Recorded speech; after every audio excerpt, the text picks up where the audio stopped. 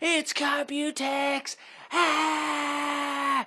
Which means the tech news is flowing forth in an irrepressible torrent, threatening to drown all other tasks I had hoped to accomplish today. In layman's terms, there's a lot of tech news. So buckle up.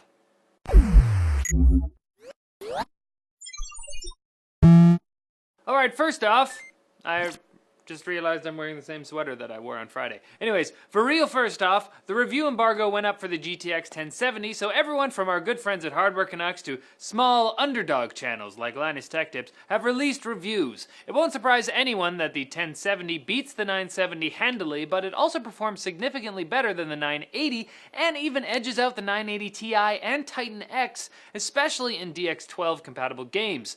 Wowza! And all this for an MSRP of $379 for custom vendor cards, $449 for Founders Edition cards. It is going to be very interesting to see what AMD has up its sleeve with Polaris. And if this Computex demo is anything to go by, they might still have a trick or two. AMD showed off an RX 480, not sure why the X is there, but okay, running Doom at 1440p very comfortably. They used a 1080p monitor, but the game was using virtual super resolution to downscale from 1440p to 1080p. Are you guys holding out hope that AMD will release a high-end GPU with Polaris, or has NVIDIA stolen the top-performing GPU slots for now, once again?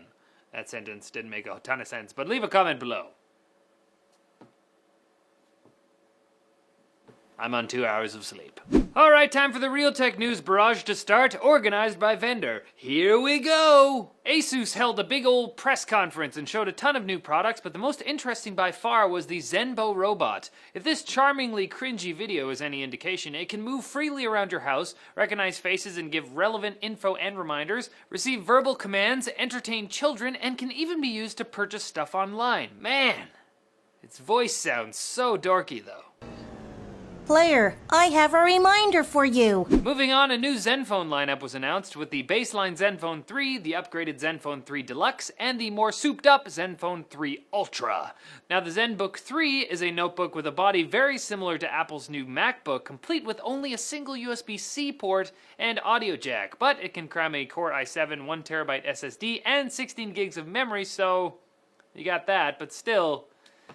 Although it does come with a USB hub by default, so that's not the worst. Asus's new Transformer 3, Transformer 3 Pro, and Transformer Mini are Surface Pro style productivity tablets with USB-C ports, and they even support Asus XG Station 2 external graphics for gaming. That's pretty cool. Speaking of gaming, Asus showed off a beefed up Rampage 5 Edition 10 motherboard, ROG Swift 24-inch G-Sync 180Hz gaming monitor, and an upgraded version of their GX800 water-cooled gaming laptop and G31 gaming desktop. More interesting, of course, was the Avalon modular concept PC case. Of course, PCs are already modular, but the Avalon takes the wires and fiddling out of the equation with slide-in modules. A custom motherboard even has swappable I/O backplates for different connectivity options. I don't know, this might look like another Project Christine. We all know how that turned out. Asus also announced their Disegno line, I think I'm saying that right, of Pro monitors, a 16:9 27-inch model and a 34-inch ultra-wide, both with USB Type-C and Qi charging built in. And lastly, they made a mobile VR headset for phones, so no surprise there. But it does have leather straps, so get excited. On to MSI. They gave us a closer look at their backpack PC for VR. Apparently the unit's CPU and GPU can be upgraded. It weighs 4.5 kilograms and has a battery rated for 90 minutes of VR gaming. They've also got their own fancy version of NVIDIA's new high bandwidth SLI bridges to increase the GTX 1080's dual SLI performance. Strangely, we also got a look at a motherboard from Intel's upcoming 7th Gen 200 series chipset, codenamed Kaby Lake. They say the board will launch in November 2016, so I guess that's when we'll expect more news about a Kaby Lake launch. Alongside a couple new motherboards for AMD's 970A and Intel's X99 chipset, MSI had a custom unnamed CPU cooler on one of their gaming systems. Apparently they still haven't found enough things to put dragons on. They're like the gaming version of Portlandia. Put a dragon on it. Alright, next. Gigabyte! They announced the Aero 14, a super thin Ultrabook, but it's got a 970M inside, so it's a true gaming Ultrabook, unlike the Razer Stealth. They also had a custom triple-slot extreme gaming version of the GTX 1080 meant for VR, with extra HDMI ports that can be extended to the front of a case to connect to a VR headset.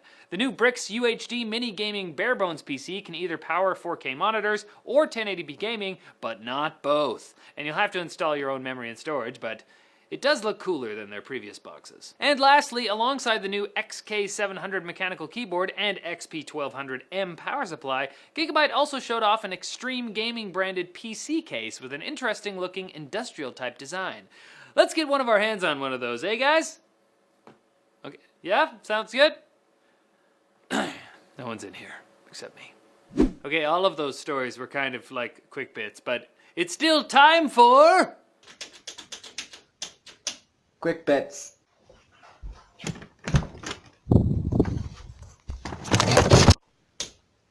Quick bits. I wasn't sure whether to include this or not, but then the randomness got to me and I giggled. So nice job.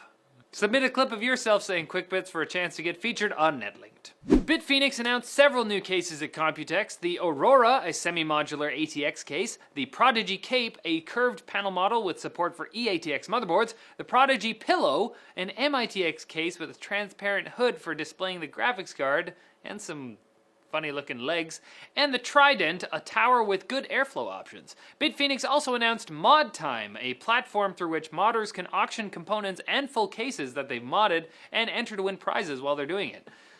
Looks like they're going with a bit of a shotgun approach there. ARM announced the new Cortex A73 CPU and Mali G71 GPU, two new high-end mobile chips that will look to improve VR performance on mobile devices.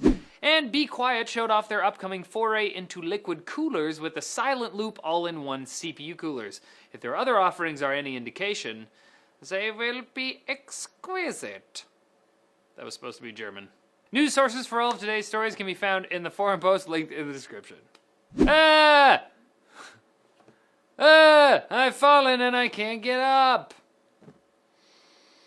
Except I'm clearly standing, so I guess human beings' limited perception through our five senses can't be trusted.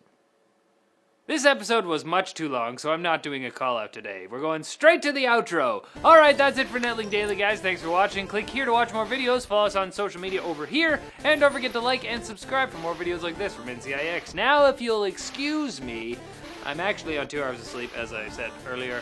And going through all this news today has made me require a lengthy nap and also lunch. So I'll have that, but maybe a nap first.